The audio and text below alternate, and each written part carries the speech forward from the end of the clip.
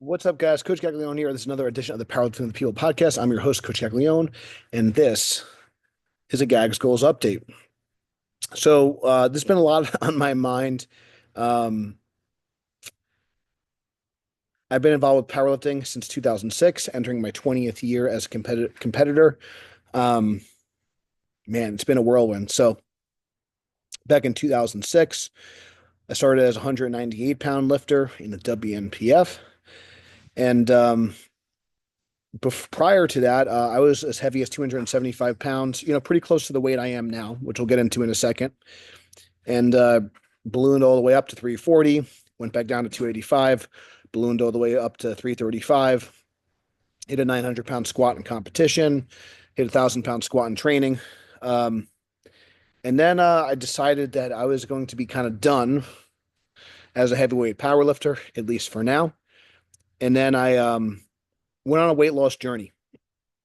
I went down a weight class one went down one weight class at a time. And a little kind of just tip here for big guys like me. If you're a big guy like me and you're just kind of struggle with balancing health and weight loss, and it's something I still struggle with to this day. I'm about 284 pounds at the time of this recording. Um, Try to think about ways that you could throw yourself a softball. That's something I learned from Jesse Burdick. So when you're losing weight, and your identity is wrapped up in how much you squat. So as an example, I mentioned I was 1,000-pound squatter in training, 900-pound squat in competition. I'm the first and only known man to squat 800 pounds in 6 different weight classes, 198 all the way up to super heavyweight. So a lot of my identity was kind of tied up in kind of being a big squatter, and I had to kind of let that go. But I knew from experience, because I had a hard time deadlifting as a super heavyweight. I knew that if I lost some weight, my deadlift could potentially improve. And even if I potentially lost strength, I lost some muscle mass, the improvements in my leverages would help my performance. So I elected to do a deadlift only meet. Was my first kind of competition, um, before going back to full powerlifting. I wasn't sure at that point in time, at the end of 2015, beginning of 2016, I wasn't sure like what the landscape was going to kind of look like for me in terms of my competitive career. I was kind of ready to like hang it up at that point in terms of at least absolute numbers. But one of the things that we're going to talk about today is I believe that the compound lifts, the barbell, and powerlifting for me has always, and probably at some capacity, will be kind of my North Star, if you will. I believe I've kind of noticed even in my endeavors in bodybuilding, in my endeavors in weight loss, in athletic performance, I've always found, including some heavy resistance training, uh, most likely in some sort of conjugate or West Side inspired style. Some barbell exercises. They don't necessarily have to be competition lifts, but some heavy compound exercises seem to be highly beneficial to no matter what my goals are, whether those goals be more mental or physical or some combination of performance. I found that keeping those in at some capacity, and that's kind of the key, is some capacity, because there is a cost to a heavy barbell squat. There is a cost to a heavy barbell deadlift. So figuring out how to manage those things can be really tricky as you get older, as you have more obligations, as you become a family man or family woman, or you just have more other things that potentially maybe you're interested in other thing, your goals change, your priorities change, or you're just kind of going through some hardship, and some things may be out of your control, and other things are in your control. And I'm going to kind of get to that. So again, for me, the North Star has always been being strong. Being strong can come in many forms.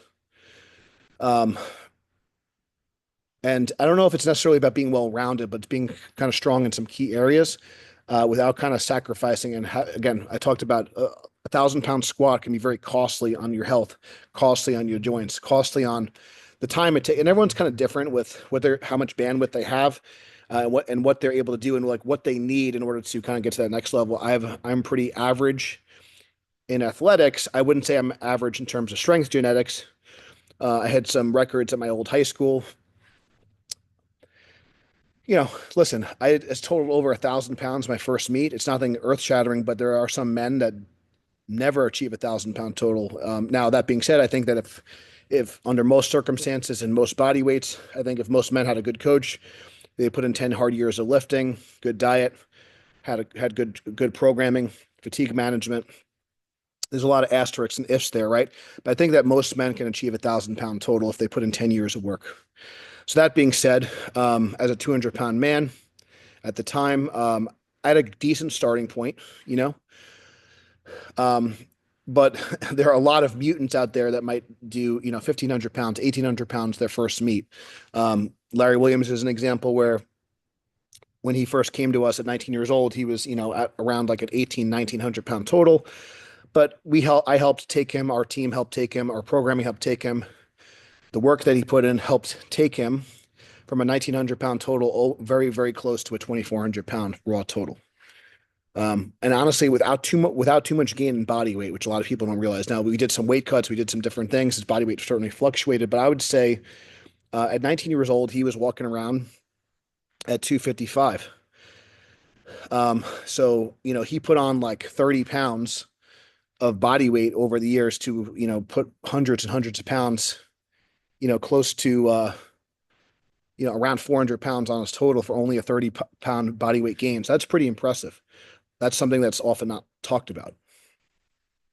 One of the greatest totals of all time, most notably his 2370 total, which broke Eric Lillibridge's record at the 2020 Arnold's. So anyways, so there's a lot to be learned with that. And I'm very gracious and I'm grateful that I had an opportunity to work with such a specimen. I've worked with other specimens before. He's the most well known. And I did pretty well myself. I've totaled elite in 5 different weight classes. Most, notably, I've done a 2,100 total. I won the Arnold Elite Day. So I've kind of done some decent things as an athlete myself, as a strength athlete. But I never achieved my goals as kind of a sport, a traditional field athlete, if you will. My main goal was to be an all-county wrestler. To be an all-county wrestler in Long Island, New York, which is where I'm from originally, and now reside in Milton, Delaware, which you can kind of see in the background if you're watching a video, is you need to be top 6 in your weight class for large schools. And I came very, very close now, but rewinding a little bit, I ended up tearing my hamstring. It was bleeding. I was doing a sprint during my first football practice. It felt like a kind of gunshot wound. I dropped down. I just went completely limp. And I tried to come back a little bit sooner to help my team and also to finish out my season. But essentially, I was wrestling my senior year basically on one leg. I had to develop a lot of defensive techniques. I got really good at sprawling. I got really good at counterattacks.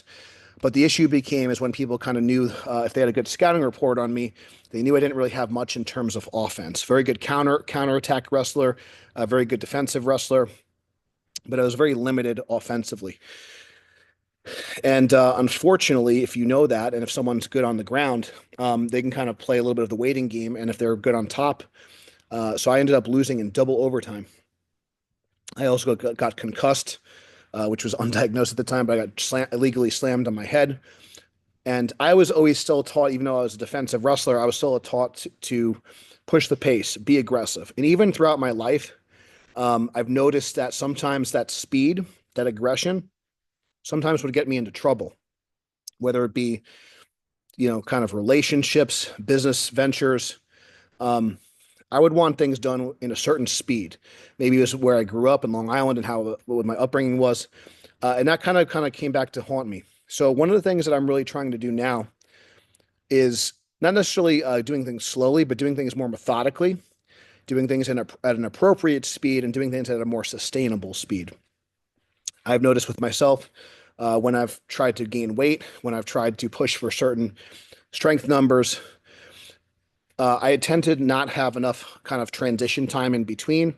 Now that I've kind of gotten into strict curl, which is something we'll kind of talk about more, I need to be more careful about bouncing back and forth between strict curl and powerlifting, giving myself a little bit more transition time if I'm going to compete in different sports.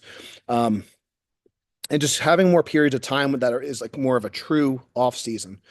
I kind of mentioned this before. I'm not exactly sure how many meets I've done, probably somewhere between 30 to 40. I know in open powerlifting, there's some results that are missing there, but I've been competing since 2006, and only in 2011 was the only year that I did not compete in a sanctioned competition. That year, I did kind of compete in our own unsanctioned competition. We did kind of like a strongman type event where we did a front squat, a one arm clean and press because I had a dislocated shoulder, which I had a partially torn rotator cuff, which still kind of gives me some issues to this day. And then we did like an axle deadlift, I believe, without straps, which is pretty brutal. But anyways, what I was saying is that, having the right speed. So now one thing that I'll talk about, which I wanted to discuss, I always talk to our athletes about is taking a break is just quitting slow.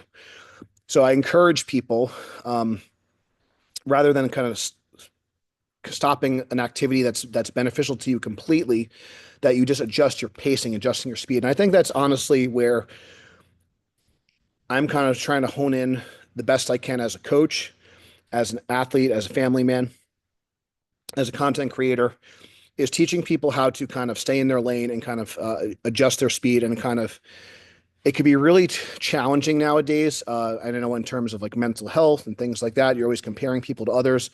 Things are happening so fast. The amount of kind of stimulus that we're getting from being on the phone, and that's why I kind of prefer the long form content.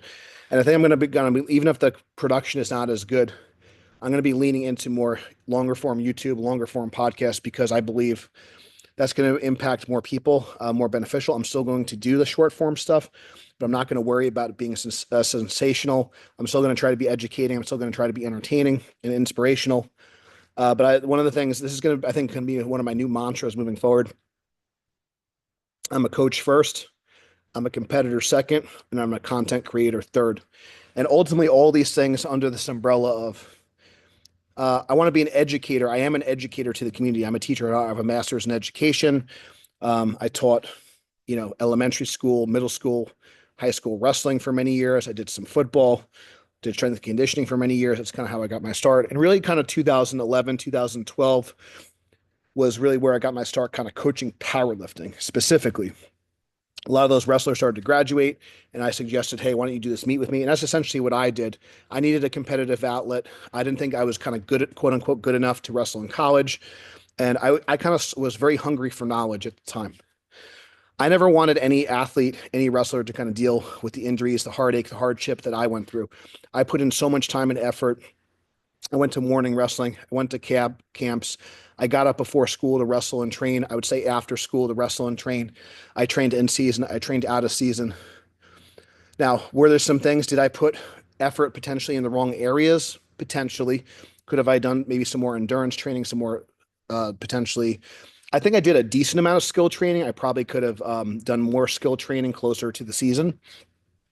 But because I played football, that was kind of a challenge.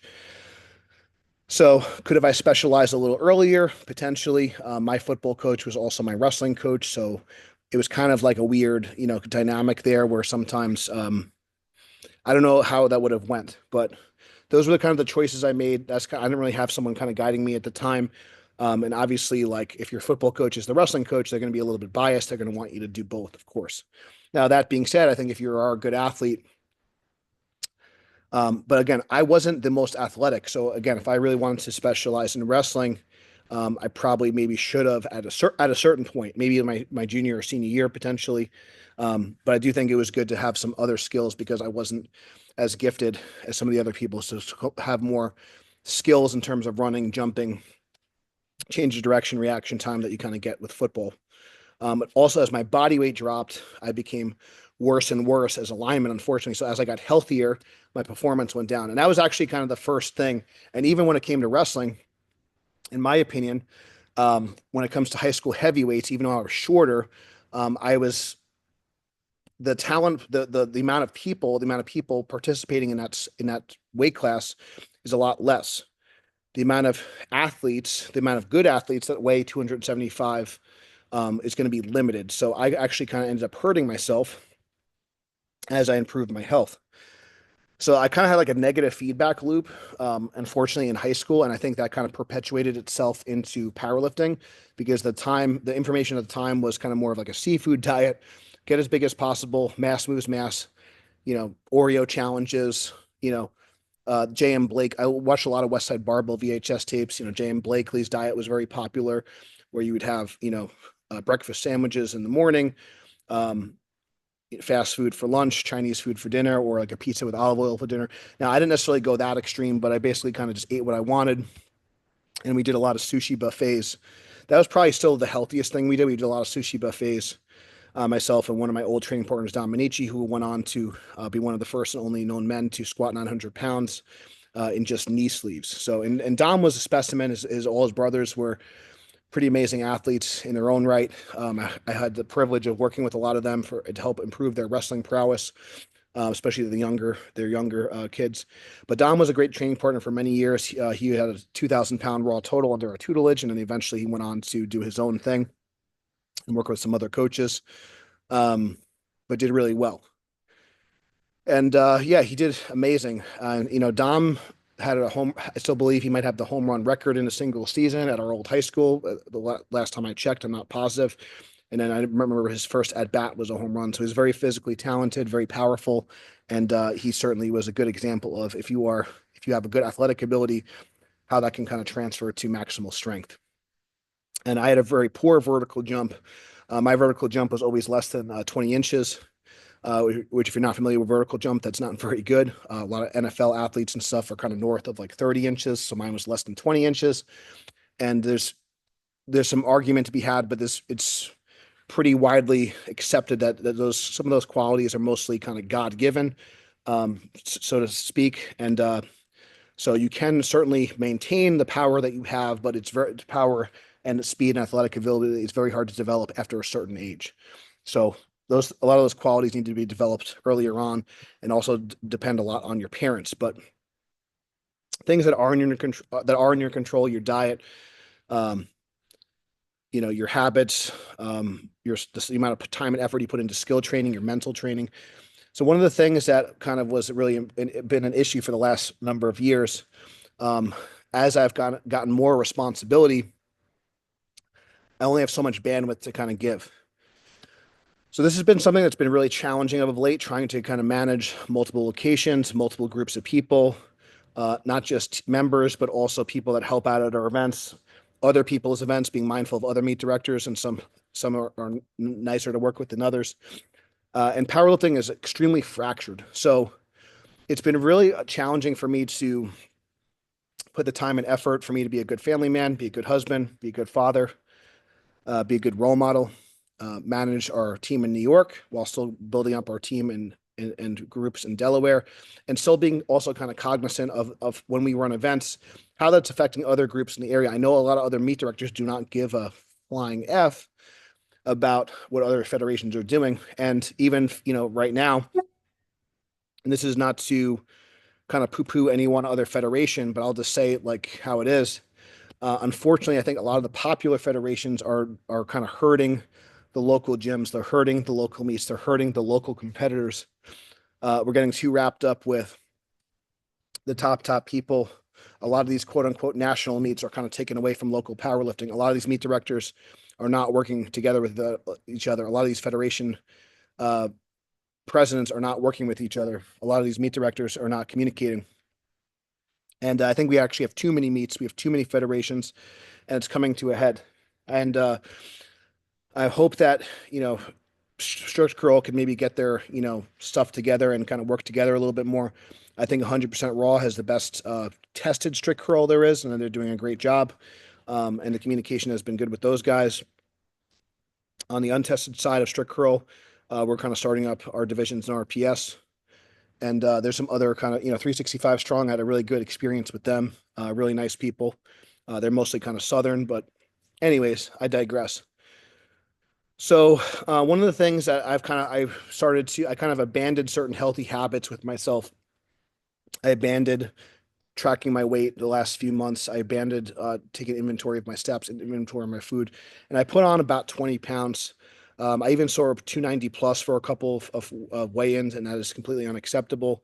I am kind of dealing with some health concerns, some health issues. I kind of recorded some different podcasts and different posts, but I just wanted to just kind of at least acknowledge that I kind of slipped up.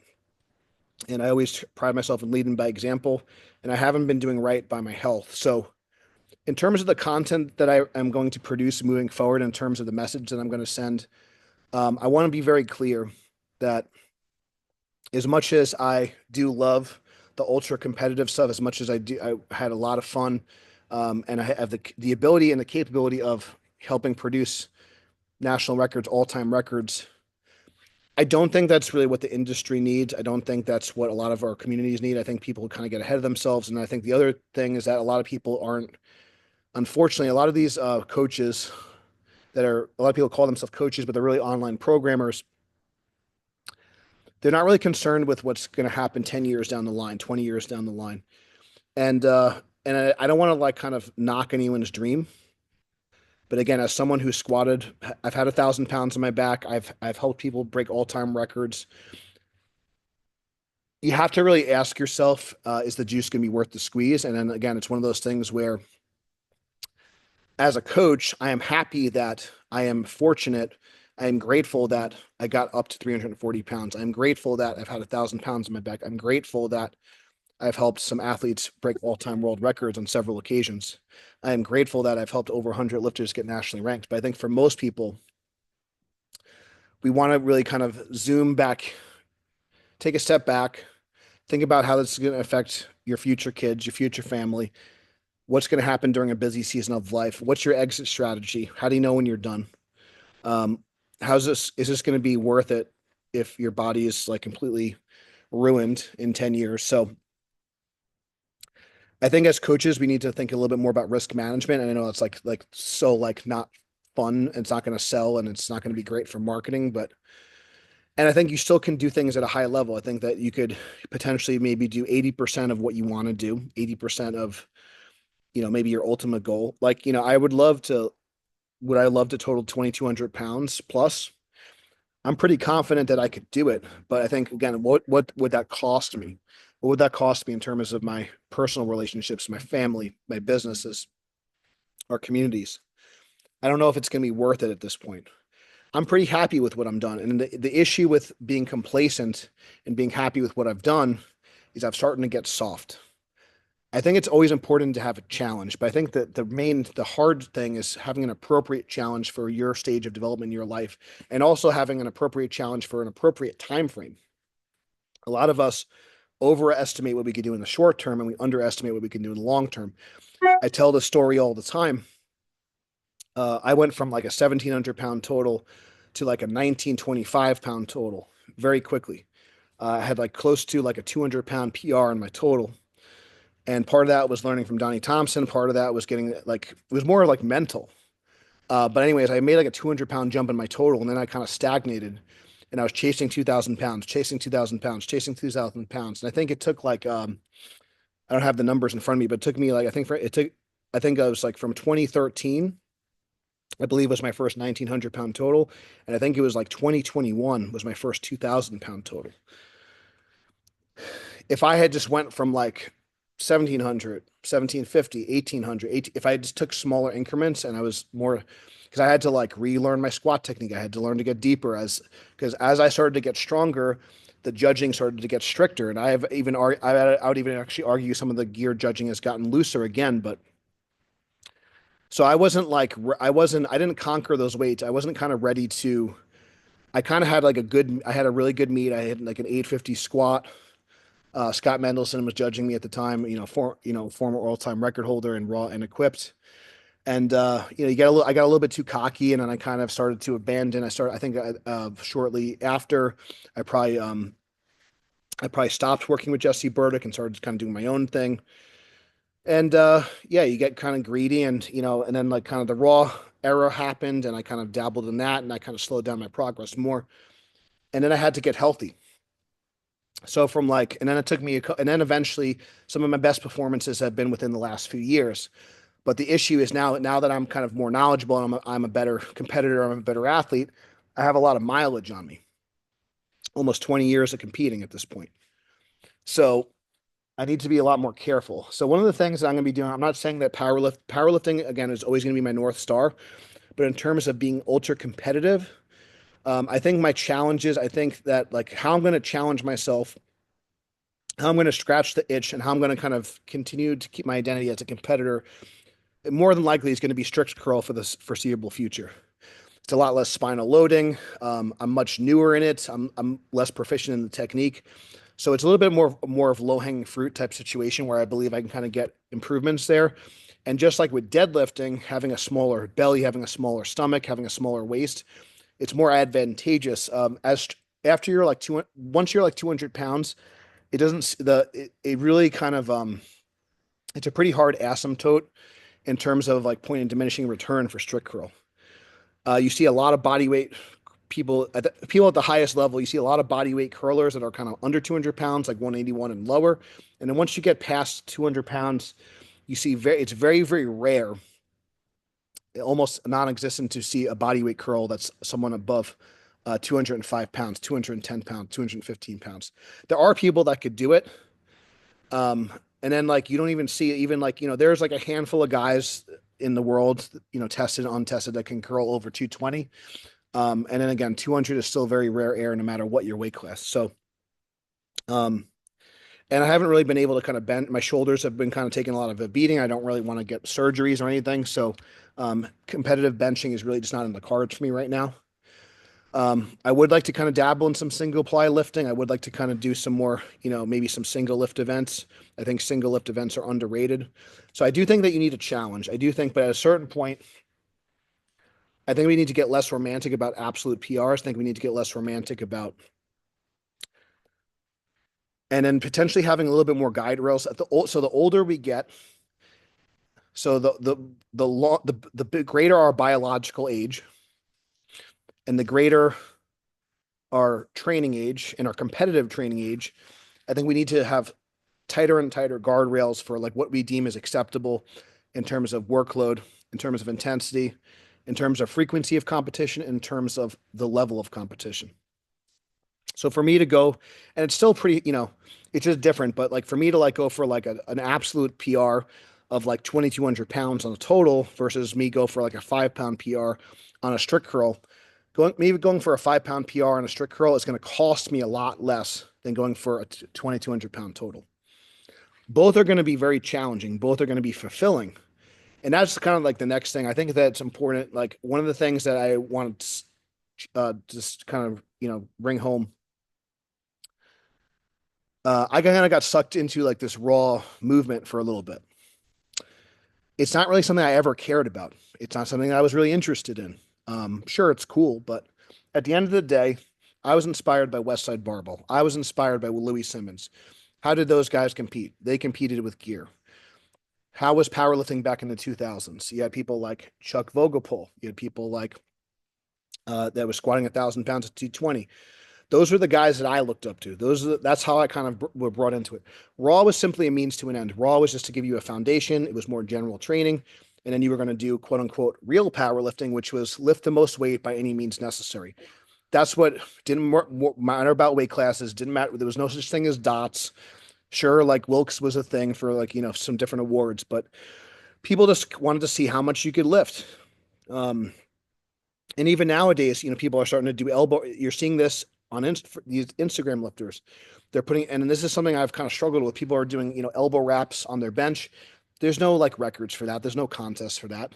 But it's what's going to be more eye catching. Someone benching 600 pounds in elbow wraps or 500 pounds in like a tested IPF meet with their feet down with a good, like people want to see dingers. If you ever seen that Simpsons episode with like Mark McGuire and stuff, it's like people want to see, what the human body is capable of. They don't care about, again, and I know it's like, it's interesting because on the sport side of things, everyone is like, so, loving, the walked out kind of, it's kind of interesting, but like in the grand scheme of things, people want to see dingers. People want to see Julius Maddox, uh, bench 800 pounds. People want to see a Haptor Bjornsson deadlift 1,100 pounds. People want to see, you know, people want to see the mutants do mutant things. I think that's one of the reasons why strongman is more. It's like there's no weight classes in the jungle, as they say. So I just think that like sometimes we kind of lose sight of. And I think that in terms of like, yes, it's cool for like the individual records and all this stuff. And that's why I think like something like Big Dogs Meet was really cool. And some of the stuff that Abs is doing is pretty cool. It's like people want to see the biggest, strongest people lift the biggest weights. So, and at a certain point, I don't think that is a great idea for your long-term health. Just being heavier and having more stress in your body. So I think that weight classes are good, different, getting lower body fat. And I think that's where like having setting some different goals outside of absolute poundages can be really important. But again, for me, I think that, in terms for like bone density, for muscle mass, and just in terms for your mentality, I think especially for men, I think doing something that's really challenging for a short burst, I think is very helpful. Um, I don't know. I just think we're wired like that. I think we're wired to like, sprint and kill an animal very quickly. And we're also wired to walk for long distances, kind of chill out. And I think kind of stuff in between. And again, these are different things, how you eat and all this stuff. So I've always kind of gravitated. That's kind of always made sense to me. And I think powerlifting in a sense is kind of like sprinting, but with lifting weights, right? I think we're meant to do lower frequency, high effort things. I don't think we're meant to do higher effort, high frequency things. I think high frequency things are probably meant to do with low effort. So I think that's kind of like more of how we're designed to train. And I think that's where something like a West Side Barbell, where you have, really just two really extreme workouts a week, and the others are kind of more technical in nature. So these are just some things I think about. These are things, and again, the part of that, and also that's my preference. So my preference is going to allow me to be sustainable. So you want things to be sustainable. So, anyways, I just wanted to give you guys like an update, a little bit of a solo episode. If you guys enjoyed the solo episode, let me know. If you'd like to, and I just want to kind of hear more about what you guys want to learn. I don't want to tell you about this sometimes, and I still may say these things just for the hooks, but I don't really care about like one simple trick. I don't care about, the thing that you should never do, or it's a lot of stuff is just, I'm kind of tired. I'm tired of it if I'm being honest, and I'm still going to try to be entertaining. I'm still going to try to catch people's attention, but, um, it's been very tough to kind of see like my engagement continue to drop. But I think I'm just gonna, even if I, make less money, even if we impact less people, I'd rather impact less people and impact them more. Um, and I hope that resonates with you guys. But if it does, sharing, commenting, doing all the things for the algorithm definitely helps. Um, I'm going to share with you some other things. I'm going to get back to doing some more longer form stuff, some more educational stuff. I'd love to do some more like live clinics. I don't really read YouTube comments that much. I don't really, but DMs are a good way on Instagram. Gaglione@gmail.com is a good way to reach me. But I really just want to get back to educating people. I want to get back to helping people for like long-term success. Um, that's kind of where my brain is at. So again, I'm going to be a coach first, competitor second, and a content creator is going to be last. I'm not going to really care about making the best, having the best sound, the best. You're not going to have like fire. We don't do fireworks at our meets. You're not going to see fireworks on here. I want to kind of do the things that matter. And if you can't kind of sit through like a 10-minute video, if you can't sit through like a 30-minute podcast, then we're not for you. If you want to scroll like mindlessly on TikTok, I'm not the guy for you. But if you want to get strong, in a safe way, then give us a follow, give us a subscribe, please share. Thank you so much for listening. Until next time, stay strong, and we'll see you soon.